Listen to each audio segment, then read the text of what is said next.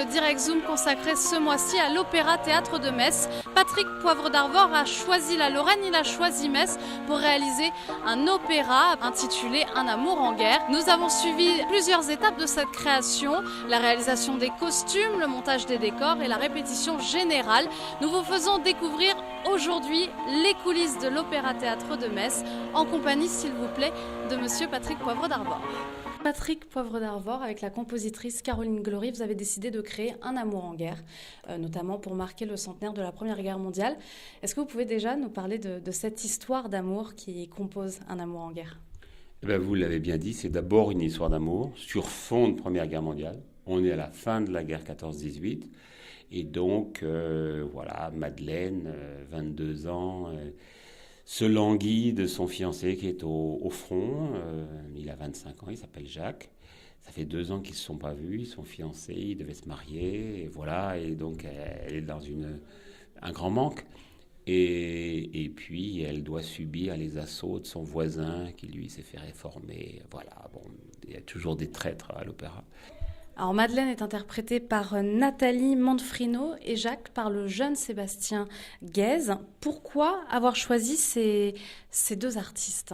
Écoutez, franchement, ce sont 2 des plus grands solistes et des solistes les plus prometteurs d'aujourd'hui. Et justement, Julie est d'ailleurs allée à la rencontre de ces 2 artistes, de ces 2 chanteurs qui interprètent Madeleine et qui interprètent Jacques, et ils nous parlent de leurs personnages.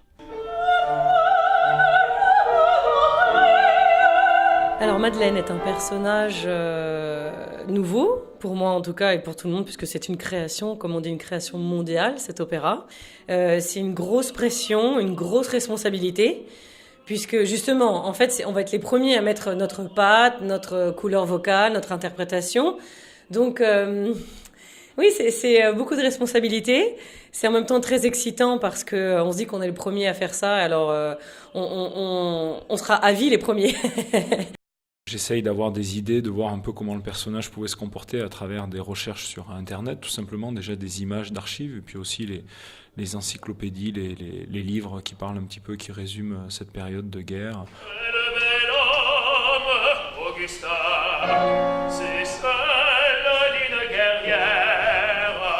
On m'a dit, voilà, il y a une création qui se monte donc sur la musique de Caroline Glory et le livret de Patrick Poivre d'Arvor qui mettra en scène. C'est vrai que c'était une curiosité, voilà, je ne vous cache pas, il y avait aussi ce côté curieux du projet qui m'a intrigué. Oui, bien évidemment, sa notoriété a joué dans la décision de faire le projet aussi, mais pas que.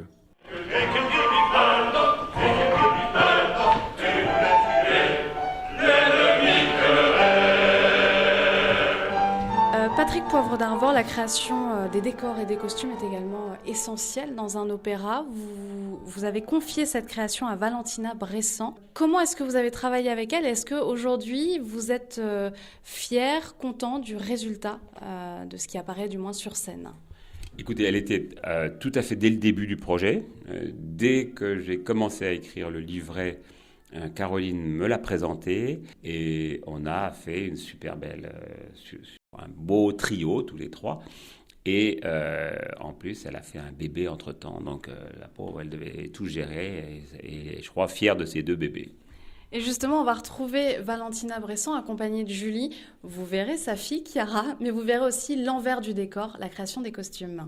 En fait, ce n'est pas une reconstitution historique, mais ce qu'on a envie de transmettre toujours quand on fait le spectacle, c'est transmettre l'émotion. Là, par exemple, on a les tenues des poilus. On avait cette carte postale des soldats tout beaux, tout propres sur eux, souriants, tout bien rasés.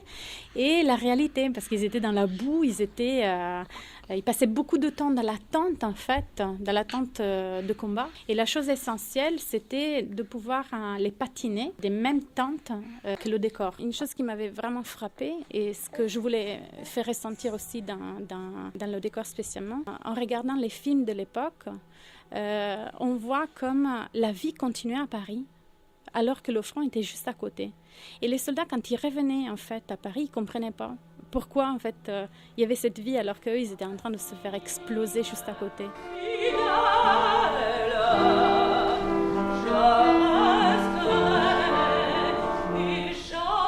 Vous avez choisi de créer Un amour en guerre à Metz, en Lorraine. Pourquoi ce choix ? Parce que ça nous paraissait évident que lors de cette année du centenaire, de célébration du centenaire du début des hostilités, c'est à Metz qui a été l'une des villes les plus touchées. La Lorraine a été évidemment touchée dans son cœur. Elle était allemande à ce moment-là, elle est devenue française à la fin de la guerre, redevenue française.